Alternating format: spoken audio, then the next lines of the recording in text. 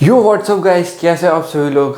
यार भैया हम तो बैकलॉग से परेशान हैं। हाँ मुझे पता है, तभी तो ये वीडियो चला है।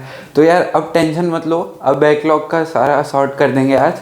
तो इस वीडियो में हम बात करते हैं कि तुम्हारे जो चैप्टर्स छूटे हुए हैं उनको कवर कैसे करना है, ठीक है। तो देखो, सबसे पहले जो बेसिक चैप्टर्स है एक बार यहाँ पे देख लो।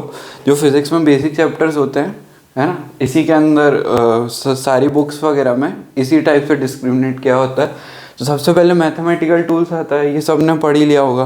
वेक्टर्स और इंटीग्रेशन की जो बेसिक टर्म्स होती है पूरी फिजिक्स की, वो इसमें कवर कर देते हैं।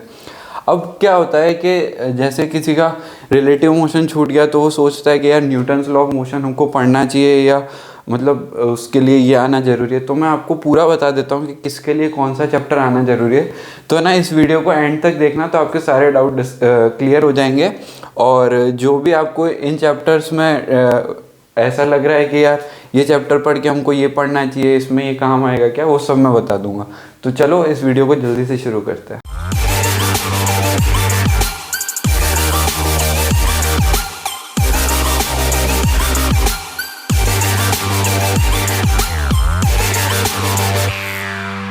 अब फिज़िक्स में देखा जाए तो टोटल 3 टॉपिक्स होते हैं। फर्स्ट होता है मैकेनिक्स वाला पार्ट, है ना। दूसरा आता है वेव वाला, ये है केटीजी थर्मोडाइनमिक्स और वेव साथ में दिए हुए होते हैं बुक्स में। और ये है प्रॉपर्टीज़ ऑफ मैटर, है ना। इसमें थोड़ी मैकेनिक्स का पार्ट है और ये प्रॉपर्टीज़ है। तो देखो, अगर आपने अभी पढ़ लिया है मैथमेटिकल टूल्स, सबने पढ़ लिया होगा, स्टार्टिंग में पढ़ाते हैं, तो ये सबका एक बार क्लियर हो ही गया होगा। अब आपके इन तीनों में से कोई सा टॉपिक चल रहा है। मान लीजिए आपका रेक्टिलिनियर मोशन चल रहा है। तो रेक्टिलिनियर मोशन तो इसके लिए सिर्फ आपको ये वाला चैप्टर आना ज़रूरी है, जो वेक्टर्स वगैरह है, आपको ये बेसिक पता होने चाहिए इसमें रेक्टिलिनियर मोशन में। बाकी ये न्यू चैप्टर है, थोड़ा बहुत हम इसको 9th में पढ़ लेते हैं, ठीक है। फिर प्रोजेक्टाइल मोशन के लिए रेक्टिलिनियर आना ज़रूरी नहीं है, ये सेपरेट है बिल्कुल। बस इसमें जो क्वेश्चंस करते हैं प्रैक्टिस, उसमें से कुछ टीचर्स इस प्रोजेक्टाइल मोशन में वही क्वेश्चन लेके समझा देते हैं। रिलेटिव मोशन, इन दोनों में जो टफ क्वेश्चंस होते हैं उनको इजी बनाने के लिए रिलेटिव मोशन पढ़ते हैं। तो ये जो मोशन वाला पार्ट है, तीनों जो काइनेमेटिक्स कहते हैं, ये आप कर सकते हो। और अगर इनमें से कोई बीच में से मिस भी हो जाता है तो एक दूसरा चैप्टर समझ में आ जाएगा। ऐसा कुछ नहीं है कि आपको इन तीनों में से आना ज़रूरी है। ये हो गया काइनेमेटिक्स वाला पार्ट। अगर आपको इसमें से कोई सा चैप्टर छूट भी जाता है और यहाँ से Newton's law of motion start होता है, तो आप यहाँ पे एक स्किप कर सकते हो। अगर आपके इसमें से तीनों में से कोई छूटा हुआ है और आपके अगर नए चैप्टर शुरू हो रहे हैं, तो आप यहाँ पे एक बार इसको छोड़ सकते हो, है ना। ये इसमें काम नहीं आएगा।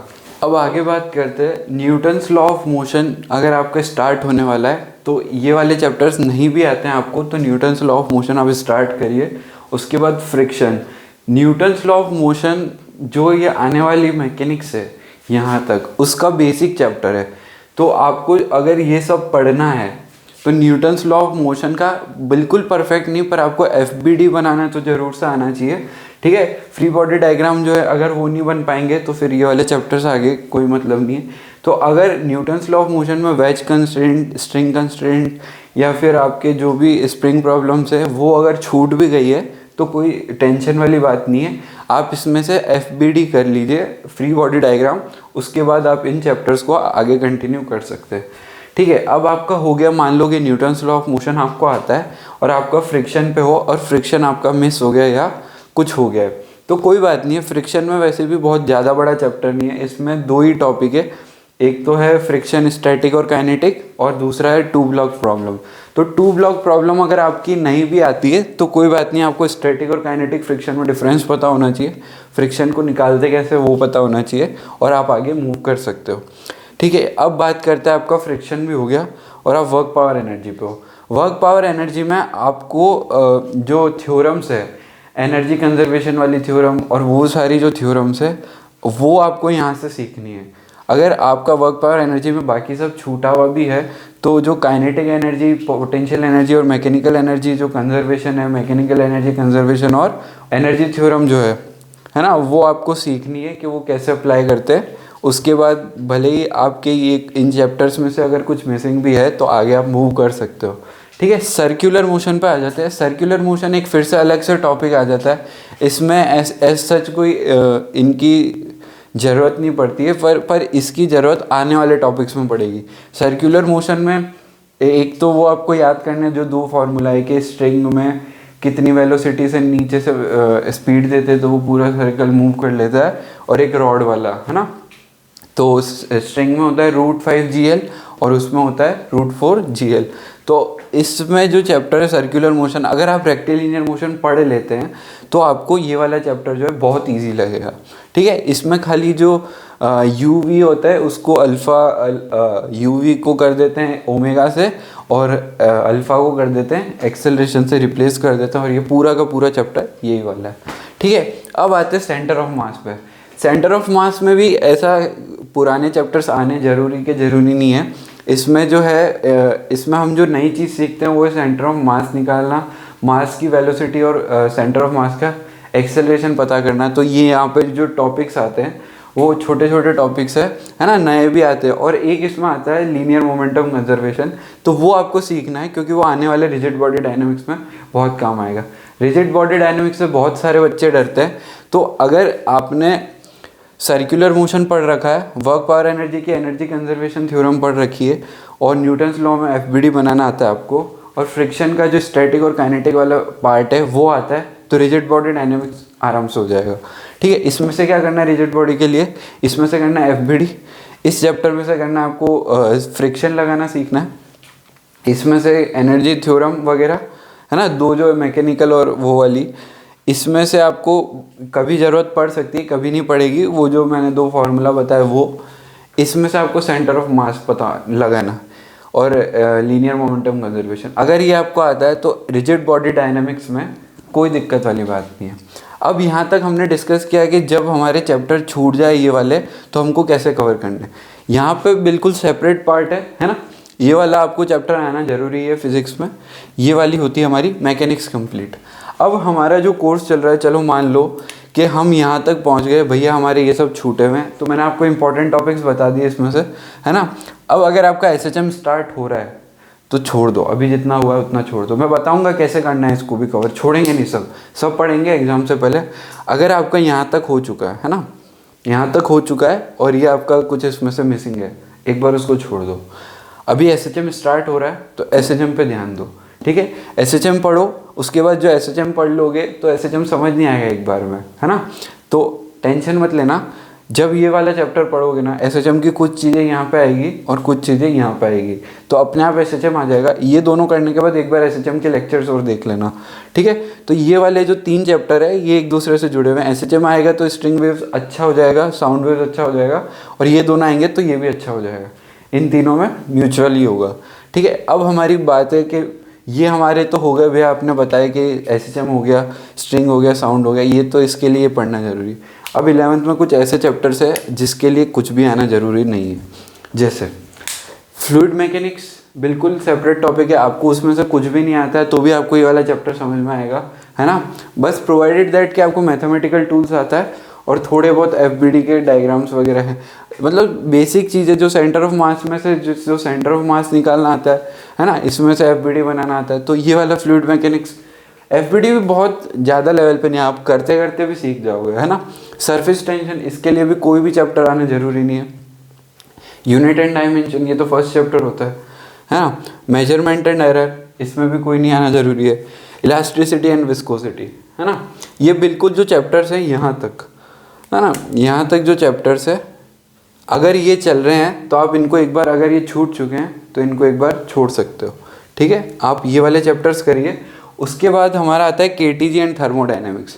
KTG और थर्मोडायनेमिक्स में क्या होता है, ये बिल्कुल ये जो भी आप थर्मोडायनेमिक्स का पार्ट पढ़ोगे ये पूरा केमिस्ट्री में पढ़ाया जाएगा।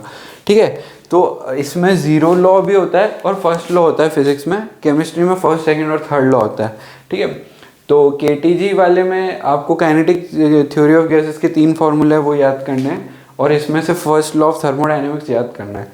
ठीक है, आपका ये चैप्टर बिल्कुल सेपरेट है, इसमें से कुछ भी नहीं आता है या उसमें से भी कुछ नहीं आता है। तो इधर वाले जो भी चैप्टर्स है ना ये आपके चल रहे हैं और ये वाले कोई भी छूटे हुए हैं, तो मैं कहूँगा कि पहले आप उस पर फोकस करो। ठीक है, क्योंकि जो लाइव में पढ़ाया जा रहा है अगर आप उसको छोड़ के इन पे बैठे रहोगे तो वो भी छूट जाएगा।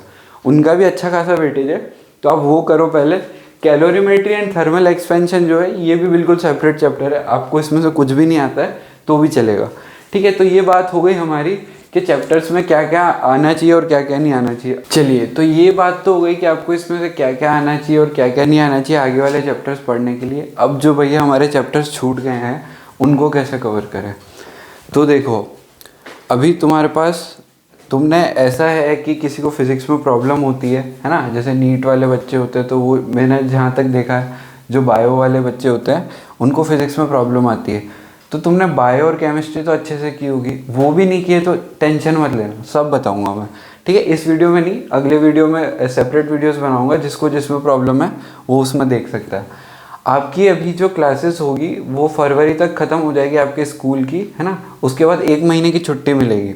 ठीक है, आप 11th के पेपर दो और पेपर देने के जस्ट अगले दिन आप स्टार्टिंग से शुरू कर दो वापस से 11th। जो जो आपको आता है वो स्किप कर दो। जैसे आपने पढ़ा था पहले प्रोजेक्टाइल मोशन, आपका परफेक्ट है प्रोजेक्टाइल मोशन, तो आपको क्या करना, प्रोजेक्टाइल मोशन छोड़ो, रेक्टिलिनियर पकड़ो, रिलेटिव पकड़ो और ख़त्म करो इसको। ठीक है, सबसे पहला इजी वाला जो चैप्टर है, इजी, इनको करो, इनको ख़त्म कर दो। ठीक है, ये तीनों चैप्टर इजी में आते हैं। ठीक है, उसके बाद न्यूटन्स लॉ ऑफ मोशन, ये भी इजी चैप्टर है, इजी है ना, इजी। ये वाला भी इजी चैप्टर है। ये दोनों चैप्टर जो है ये मॉडरेट मान सकते हो, बाकी ये भी इजी में कैटेगराइज कर सकते हो, मॉडरेट, इजी, इजी मॉडरेट। ठीक है, तो आप पहले इजी चैप्टर्स, ठीक है। Centre of mass moderate chapter है,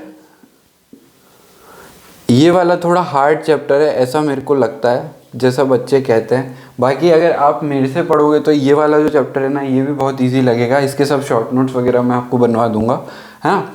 ये तीनों चैप्टर है, ये इजी टू मॉडरेट है, इनको आप पहले करो, इजी टू मॉडरेट।